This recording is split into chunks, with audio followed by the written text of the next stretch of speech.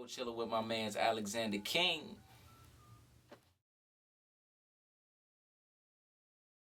So Vincent van Gogh was a painter from like the 17th or 18th century. He was real heavy on impressionist art. So I guess I want to make an impression on different aspects that I can speak to in the world through my music. So I just threw the Van Gogh on my name. I came up with it actually in a verse. I used to be L.A. McFly, like Back to the Future, Marty McFly. But in the verse I said, I'm the Da Vinci of 16s, the Van Gogh, what a flow. So I'm like, yo, that Van Gogh kind of sticks, that's hot. You know, I just kind of threw that on there. You know, ever since then it's been L.A. Van Gogh. Man, a lot inspires me.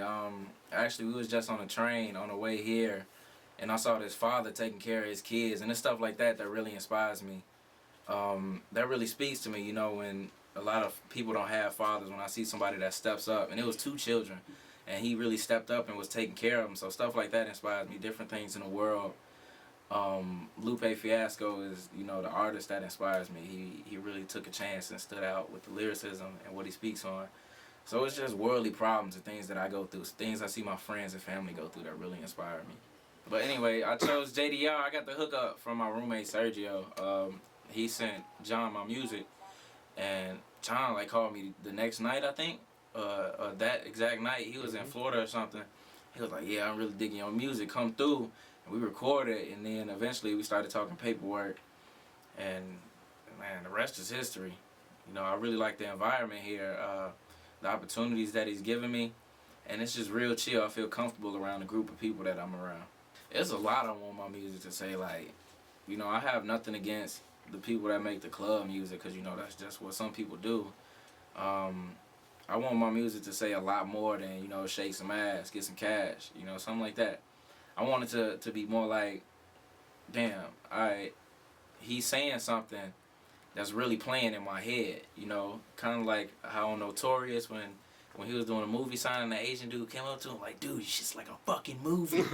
And then he was like, yeah, he was just saying like it's like a movie. I can picture that shit playing in my head. So I'm like, yeah, I like that, you know.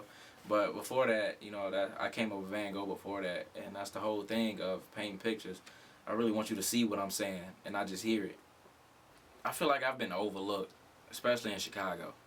Like there's a lot of cats out here, people that I know that, like, I know that I'm better than, and they get more shine than me. And I feel like I have to prove, like, yo, you can't overlook me. Like, there's a lot that I have to say myself. You know, there's a lot of better things that I can do than a lot of cats that you putting on are doing, you know? And that goes back to the whole politicking thing. I feel like, you know, it is about who you know, but sometimes it's just you have to take that extra extent and lend an ear to somebody that doesn't really have anything and has nobody to connect. The next 5 years, I expect to have a Grammy, an Oscar, so many movie placements with my music. Like, there's just 2012 is my year. I guarantee it. My year, JDR's year. It's all of us, you know. We all gonna eat, like paid in full. We all gonna eat.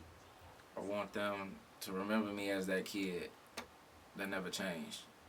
That kid that changed the world. VanGogh, the criminal, the smooth individual, the metaphysical, hella lyrical. Trying to get my checkup, no physical. But they prescribe me a doctor how I spit sick proper.